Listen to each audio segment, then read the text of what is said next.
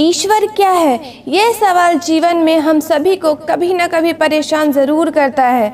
कुछ भाग्यशाली लोगों को इस सवाल का जवाब मिल भी जाता है और कुछ उसे विभिन्न माध्यमों से खोजने का प्रयास करते हैं।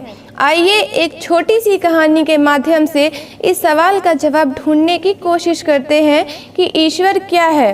नेपाल में हिमालय की तलहटी से सटा एक गांव था। उस गांव के एक घर में दो भाई रहते थे।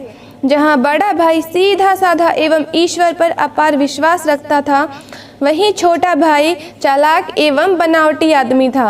वह दिखावे के लिए पूजा पाठ तो करता था, लेकिन अंदरूनी तौर पर ईश्वर को नहीं मानता था। वे दोनों भाई अपने भरण पोषण के लिए हिमालय पर चढ़ने के लिए आए देश विदेश से लोगों को रास्ता दिखाने वाले गाइड का काम करते थे।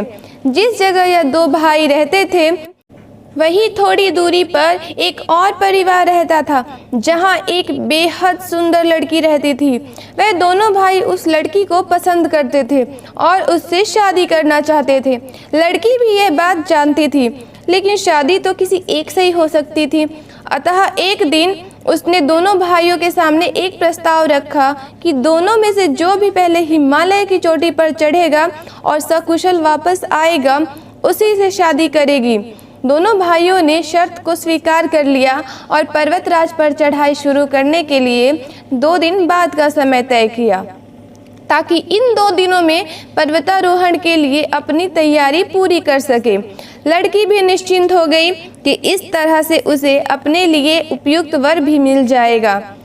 जो दिन पर्वत पर चढ़ाई करने के लिए तय हुआ था, उससे पहले रात्रि को एक बर्फीला तूफान के आने की सूचना दोनों भाइयों को रेडियो के माध्यम से उस वक्त प्राप्त हुई जब वे दोनों मिलकर रात्रि का भोजन कर रहे थे। समाचार सुनकर दोनों भाई परेशान हो गए। बड़े भाई ने मन में विचार किया कि ईश्वर जो भी करेंगे वह अच्छे के लिए ही करेंगे। दूसरी तरफ छोटे भाई के मन में एक विचार कौंधा कि क्यों ना मैं रात्रि में ही चढ़ाई के लिए निकल जाऊं। जब मैं निकलूंगा जल्दी तो तूफान से भी बच जाऊंगा और भाई से पहले पर्वत की चोटी पर पहुंचकर जल्दी वापस भी आ जाऊंगा और शर्त के अनुसार उस लड़की से विवाह भी कर लूंगा। छोटे भाई ने ठान लिया कि जैसे ही बड़ा भाई सोने लगेगा और गहरी नींद में पहुंचेगा, मैं निकल जाऊंगा। खाना खाने के बाद दोनों भाई अपने अपने कमरे में सोने के लिए चले गए। लगभग 2 घंटे बाद छोटे भाई ने बड़े के कमरे में झांक कर देखा तो पाया कि वह गहरी नींद में था।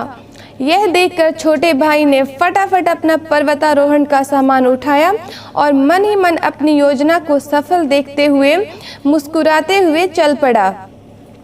घर से बाहर आते ही उसने पाया कि घने अंधकार के साथ साथ शरीर को जमा देने वाली हवाएं चल रही थी। वह टॉर्च जलाकर आगे बढ़ने लगा। थोड़ा थोड़ा विराम करते हुए लगातार चढ़ाई करता रहा। उसे प्रतीत होने लगा कि सबसे नज़दीकी चोटें आने वाली है, तो वह लापरवाह होकर चढ़ने लगा। तभी उसका संतुलन बिगड़ा और नीचे की तरफ गिरने लगा। इतने में उसकी कमर पर रक्षात्मक बेल्ट, जो कि काफ़ी लंबी थी, उसे रोक लिया और वह हवा में लटकने लगा। वह वास्तव में नहीं जानता था कि नीचे कितनी गहराई होगी। उसे अपनी हालत पर गुस्सा भी आ रहा था और मौत का डर भी सता रहा था। बचने का कोई रास्ता ना देखकर वह ईश्वर को ज़ोर ज़ोर से पुकारने लगा और कहने लगा, मुझे बचा लो, मैं मरना नहीं चाहता। तभी वहाँ एक आवाज़ गूंजी, मैं तुम्हें क्यों बचाऊं, तुम धोखेबाज हो। नहीं नहीं, मैं आपसे प्रार्थना करता हूँ और वादा करता हूँ कि मैं अपने जीवन में कभी भी किसी को भी धोखा नहीं दूंगा। छोटे भाई ने लगभग गिड़गिड़ाते हुए कहा। वही आवाज़ एक बार फिर गूंजी, ठीक है, तुम अपनी कमर से बंधी रस्सी को काट दो, तुम बच जाओगे। यह सुनकर छोटा भाई क्रोधित हो गया और बोला, तुम क्या मुझे पागल समझते हो? बोलो, अगर मैं रस्सी काट दूंगा तो सैकड़ों फीट नीचे जा गिरूंगा और मर जाऊंगा। नहीं मरोगे, रस्सी काट दो, आवाज़ आखिरी बार गूंजी। अब छोटे भाई को विश्वास हो गया था कि वह नहीं बचेगा और उसने कुछ भी बोलने के बजाय रस्सी को और ज़ोर से पकड़ लिया। सुबह जब बड़ा भाई सोकर उठा तो छोटे भाई को वहां ना पाकर समझ गया कि वह रात्रि में ही निकल गया होगा। वह उसका स्वभाव जानता था।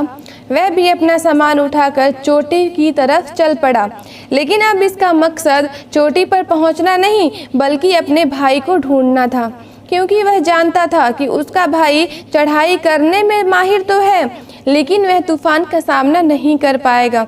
वह ज़रूर कहीं फंसा होगा। वह भी 7-8 घंटे लगातार चलने के बाद वहां पहुंच गया। उसका भाई पहले से ही था, लेकिन यह क्या, वहां पर उसके भाई का ठंड से जमा हुआ शव था जो रस्सी के सहारे लटक रहा था और वह ज़मीन से केवल 9 से 10 फीट ऊपर था। यदि वह उस समय रस्सी को छोड़ देता तो वह बच जाता। अपने अंत समय में जो आवाज़ छोटे भाई ने सुनी थी वह किसकी थी? दोस्तों, वहाँ कोई भूत प्रेत नहीं था, वह आवाज़ उसके अंतर मन की थी। दरअसल वह उन रास्तों का अभ्यस्त था। उसके अवचेतन में उस जगह का पूरा मानचित्र अंकित था। वह जानता था कि ऊंचाई पर पहुंचकर संतुलन बिगड़ने का मतलब है कई फीट नीचे गिरकर मर जाना। इसीलिए वह मौत के डर से इतना भयातुर हो गया था कि उसे अपने अवचेतन से मिलने वाले संकेत गूंजती हुई आवाज़ के रूप में महसूस हो रहे थे। दोस्तों, ईश्वर हमारे अंतर मन में ही विराजमान है, इसीलिए हमें हमेशा सत्य के मार्ग पर ही प्रशस्त रहना चाहिए।